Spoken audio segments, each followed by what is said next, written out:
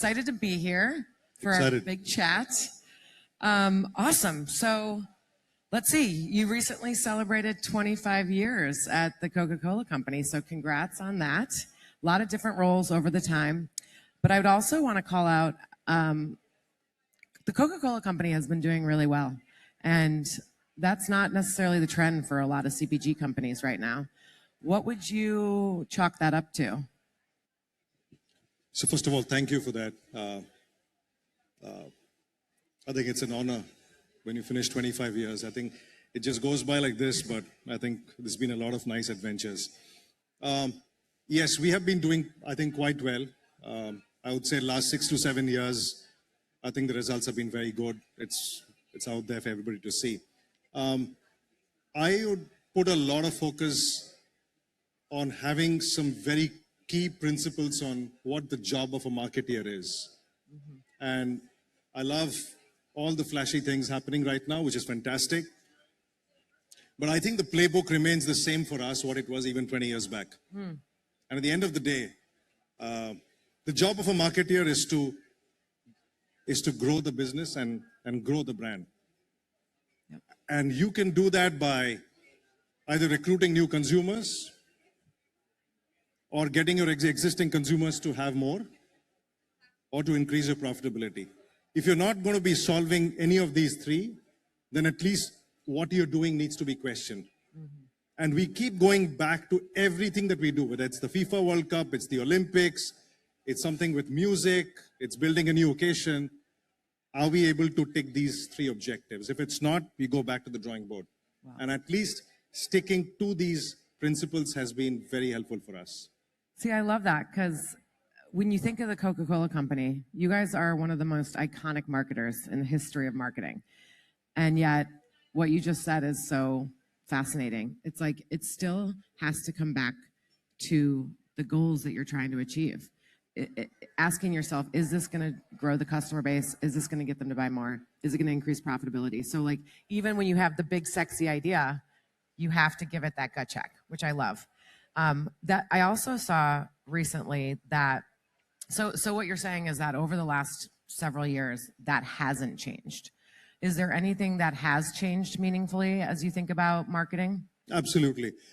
And I think for the good, you know, if you see what, I think when I started off as a brand manager, most brands were, I would say, a broadcaster of the idea, right? Or a broadcaster of what your brand values are, broadcaster of the story.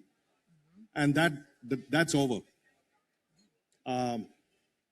Most brands have to move. If they haven't moved, you can't be this big brand called Coca-Cola and I'm going to be making this beautiful 60-seconder and I'm going to be speaking about this, what I believe.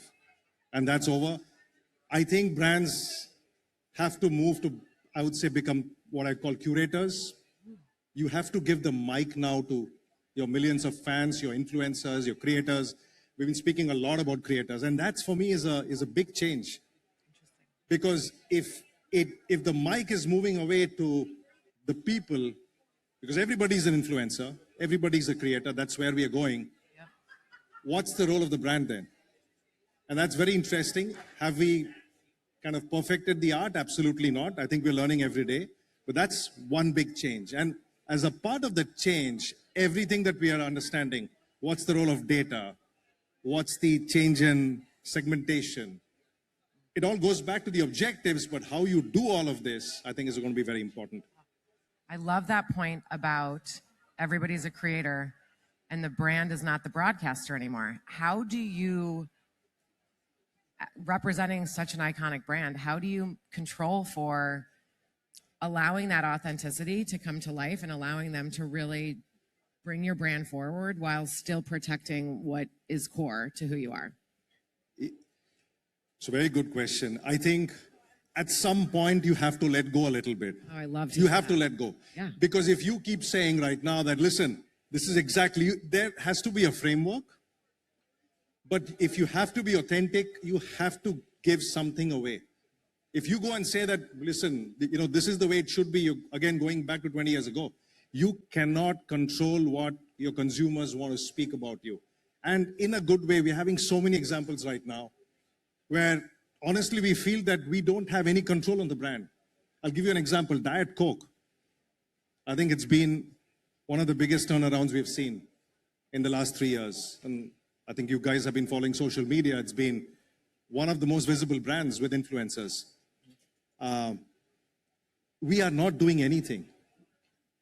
If you go to a market like India, where it's the fastest growing CPG brand right now, it's a fascinating case study because from our side, we are just trying to kind of release a few assets, but it's completely in the hand of influencers right now. It's amazing. And I think that's a sign of how I think communication is going to evolve. And so you just have to be comfortable with that. I think that's music to everyone's ears, because if you go back a few years, I think brands were very skittish about that and they did want to control. So is it the Diet Coke example and the success that allowed you to make peace of mind with that, or did you just have to take a leap of faith? I think it's been an organic evolution. I don't think we said this is the way it is, but we are seeing this example across, even within Coca-Cola, Coca-Cola Zero Sugar. We had a very similar experience in Brazil. So we are seeing these pockets where exactly this is happening. And I think overall, at a global level, I think most of the marketeers have started to get comfortable with it. Now, where it goes, I think obviously we'll have to learn. But I think that's the future. It's already here. Yep. Awesome. So I did want to ask another question about consistency. If you look at some of the platforms that Coca-Cola has historically represented, you have been a partner of the FIFA World Cup since 1978. And you were telling me backstage even before that, really. You are going to spend, I think 2028 is going to be the 100th year of your partnership with the Olympics. Part of the beauty of Coca-Cola is the consistency. But how do you think about taking that consistency in those platforms that are so core to who you are, but making them more relevant and timely? And why is it so important to have that consistency in the way you guys approach marketing? Yeah, great question again. I think consistency is a huge asset, I think. It's impossible for a brand like Coke to survive and thrive for more than 140 years if there has not been some amount of consistency, whether it's our kind of logo, what does our brand stand for, what essentially are the values of the brand, and that's very, very important to us. On the FIFA World Cup, let me give you an example. I think we went to the archives once again, and we were looking at all the great stuff that's happened over the years. Essentially, when Coke activates football, it's always been about the fan. So what's the best work around the fan that's happened in the last 25, 30, 40 years? And that's all there with us in the archives. Wait, really fast. Where is the archives? Is it in Atlanta? It's in Atlanta. And where is it? Like a library? You go downstairs and you have to like check your badge, and then you get to go through. I want to see what this archive looks like. I'd love to invite you over. It's actually a new one. Oh, fun. So we have a whole floor. I think it's fantastic. It's like a marketing museum. So yes, exactly. Over the last 100 years. Okay, sorry to interrupt. Go ahead. So we went back there and we saw this work from 1998. I'm not sure whether any of the people here remember. One of the most iconic campaigns that we had done was in 1998. It was a campaign called Eat Football, Sleep Football, Drink Only Coca-Cola. It was in France. And we saw the business results and they were outstanding. It just made us think, how do you go and speak about the fan? And so when we started the work for this FIFA World Cup, I think there was a lot to learn and borrow, and then obviously working closely with WPP as to what's the idea, what's the insight right now. And that's how I think most of the ideas, I think there's so much to learn back from, but it also helps us to bring back the consistency. Yes, I think that's so dead on. So as you think about the insight that drove this year's campaign, you have the 3 films, you have the anthem.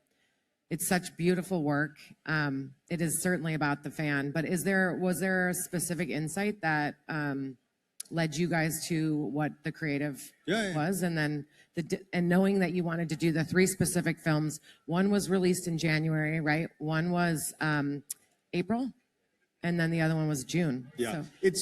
I think the phasing has been different in different markets, but it all starts with the insight. The insight was, if you remember the last FIFA World Cup final, Yeah. Oh, I remember. Yeah. France, Argentina, Yep. I think one of the most Okay. iconic games. And you go back to the game, and what you realize is that it was an emotional roller coaster, right? You go up, you go down. And the true fan in any game, even a game that happened yesterday, goes through all of that emotion in every game. And that's what is the FIFA World Cup. You have the highs and you have the lows. You have the times when nothing is happening. But if you want to walk out of a game you're happy and you have the memory, you would have gone through all the experiences. So how do you feel all the experiences? How do you feel all the emotions? And you go through the roller coaster. You're emotionally tired, you need a Coca-Cola. And I think that's essentially where it started from. And I think it's true across a lot of sports. So it's a beautiful sport inside, but obviously very relevant for the FIFA World Cup. And everything that we've seen so far, even with all the underdogs and how they're doing, I think it works very well for us. It does. I mean, every game, even the underdogs, it's any person's game at any given time, which is what's so exciting about it. Awesome. Super helpful. Okay, let's talk about like younger fans. They don't just watch culture, right? They remix it, share it, collect it. They want to participate. How does that change the way Coca-Cola builds campaigns? Great question. Let me give you an example. We have this partnership with this platform called Panini, the Panini cards. Every FIFA World Cup, right? Every FIFA World Cup since years, and all of us, you want to be a part of Panini. Yeah. Panini is a part of your life, right? And over the years, I think the way we have gone and used that as an activation, it remains one of our biggest platforms. From the outside, it seems, okay, is that really big? And I can tell you it's been one of our largest transaction drivers on the FIFA World Cup plan this year. Wow. We have the Panini stickers beneath 1 billion packs. 1 billion. Wow. We've released 1 billion packs already. We might do a little bit more. And the content that we are getting online, as you said, it's in the hand of the people, because, teenagers, older fans, everybody is having so much fun with these Panini cards, and they are posting content around it, and it's been unbelievable. But that's, again, how do you get into that culture? That's an example, right? You have to be a part of that fan culture, and how do you then go and scale that up? Because in our company, if you don't get scaled, then it don't work for you. But extremely happy, as I said, this probably will end this FIFA World Cup with the Panini activation being the largest consumer promotion we have done in the history of this company. Wow, that's incredible. Is that that's global? Global, yeah. All markets? No, not all markets. Historically, it's huge in Latin America and Europe. Okay. We have launched also in North America, and we are super happy with the results. And then we have kind of some markets outside. We'll obviously, start as to how we can take this even bigger. It's like a treasure hunt, right? Absolutely. Like people are looking for. You It's like collect Willy all the Wonka. cards, yeah. Yes, exactly. Such a smart idea. I wanted to just ask a question about global, because you mentioned it's not in all markets, right? So how do you think about taking a global platform and the global idea and campaign and then localizing it per market? Yeah. How does that process work? So I think at the end of the day, let me give you an example. I think one of the campaigns is about, we call it Uncanned Emotions. You probably would have seen that's running across the world, but in different forms. So the overall idea is the same. You're watching a match, you're having a can of Coke, and everything you're going through it. We work with Peter Drury. He's by far, I think so. He's one of the best commentators in the world. And it's emotion. When you hear him, it's all his emotion. And you can, even if you just hear the audio, you can just hear the emotion coming out. If you go to Japan, and it was very interesting, people react to a match or a kind of moment in the match in a very different way. The commentator in Brazil, it goes up here. Brazil, Mexico, Chile, it goes up here. And with all the emotion that comes out. And Japan is exactly the opposite. So when I first heard the edit from Japan, and because they used a local commentator, I said, what's going on? Is this guy actually feeling the emotion? Then my local team said, well, that's exactly how we actually react. So I think how do you get the local intimacy for us is very important. So when you go to Ghana, for example, we have the local commentator, the local influencer in Ghana. If you go to South Africa, it's exactly the same. Okay. So having the intimacy for us is super critical. Yeah. Yeah. Because when we are activating the FIFA World Cup in 183 countries, Wow. that's again, I think so, I may be wrong, but it's probably one of the largest marketing campaigns. It may not be the biggest kind of flashy, I would say, TVCs, but just in terms of sheer scale, Yep. I don't think any other brand has the scale today. So therefore, the local intimacy becomes very important. Wow, brilliant. It's like, what does their version of that emotion look like? Absolutely. And how do you make sure that it feels authentic with their announcers? Brilliant. Wanted to ask about, because back to the beginning when you talked about the core objectives, and again, you guys are so iconic with the branding that you do and the emotion that you make your consumers feel. How do you make sure that ties back to those objectives? And as you think about, when all of this is over, and you did mention the Panini campaign being successful and seeing it in store, but how do you look back on this overall campaign and say, we succeeded? Yeah. At the end of the day, this is a big overall integrated campaign for us. If I had the best campaign on the FIFA World Cup and I was not able to grow my business in this quarter, there would be somebody else sitting next year. Yeah, right? That's brutal, and that's the way it works, and exaggerating. But at the end of the day, business is very important for us, and therefore, what's the level of integration we have been able to achieve? Commercial integration is very critical. And we speak about affordability, which we don't speak enough in marketing forums like this. The economy is not doing well everywhere. Mm-hmm. You have this thing called K-shaped economy, I think, across the world right now. If along with your FIFA World Cup, if you're not having the right pack and price offering for the consumer, which is affordable, there is absolutely no way you're going to grow. That's right. And that's the very important part of the conversation is, okay, we are going to be bringing in these amazing marketing campaign, and we obviously work closely with the bottling partners, with the customers. How can I ensure that along with these amazing ideas that we have, your price point, your pack offerings, all of these are super integrated. Mm-hmm. And that's what is going to drive the business also. So far, we're very happy, as I said. Interestingly, I think what we observe is every time we have a platform like the FIFA World Cup or the Olympics, I think it gets easier for us to create this integrated platform. And that kind of goes back to the consistency. Kind of consistency, yeah, and help us drive the business. The muscle that you've created. Because you're right. I mean, price pack architecture is critical. I mean, at the end of the day, you can have the best campaign, drive people into retail, and they might not be able to afford the product or find the product or all of those things. So I think that's a very important through line. Okay, I did want to ask about your really cool use of AI. We were talking backstage about this. The Jose versus Marino. For those of you that haven't seen it, it's a daily broadcast. Would you call it a broadcast? There's going to be 200 pieces of content, I think. It's running across all the social channels. It's like a real-time content series recap. And so can you tell me a little bit more about how this came to life? Because I love what you said about how it didn't start with AI. It started with an idea, and then AI became the solution. Yeah. So again, I think you'll have enough conversation around AI in this week. Yeah, exactly. I think as a company, we are still experimenting. I don't know where it's going to end. We are still learning. So it's not going to be that this is the idea. It can't be that.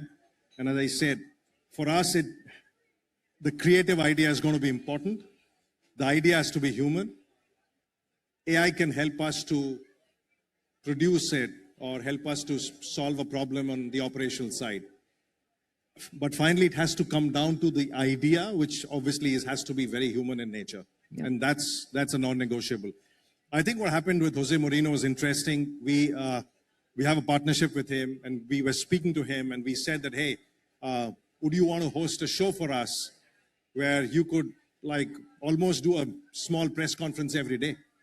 And he was excited with it. He said, yeah, like all of you who know Jose Mourinho, he likes to speak, right? He likes to speak. He has comments every day.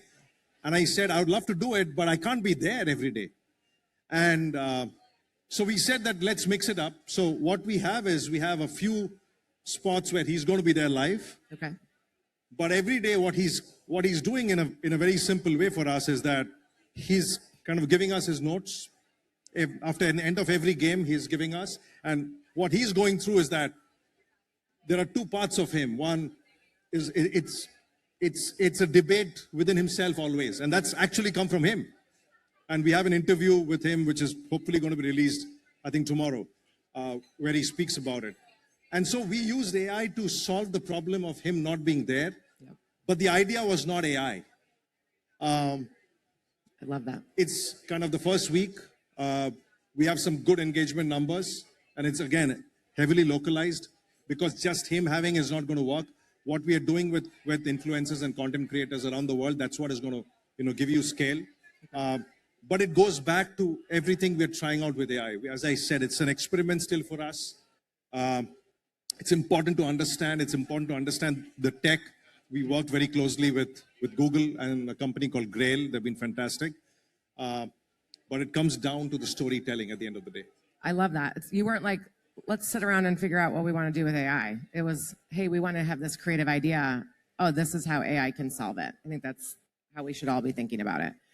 Okay, last question, and it's an easy one, I think. Who do you think will win the World Cup? It's an easy one? Well, I don't know. I don't know, maybe it's not. So I'm a fan of Brazil. Okay. I don't know if any Brazilians out here. I just love the Brazilian team. I am struggling a little bit this time, honestly. My head says France is going to win. Yeah. I think they have an exceptional team. They have the best midfielder we have seen in the last 10 years. They played just outstanding football last night. So if I have to put my money, it'll be France. All right. Well, thank you so much. This has been amazing. I appreciate it. And congrats on all the great work and the results. Thank you, Robin.